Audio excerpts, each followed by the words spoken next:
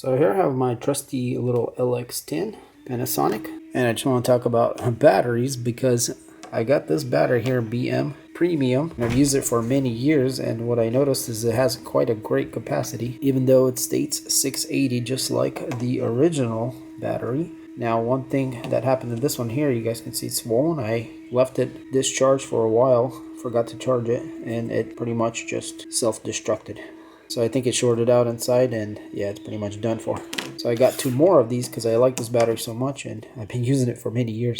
Yeah, this is the packs it comes in. These are great value in my opinion. That's the model name there.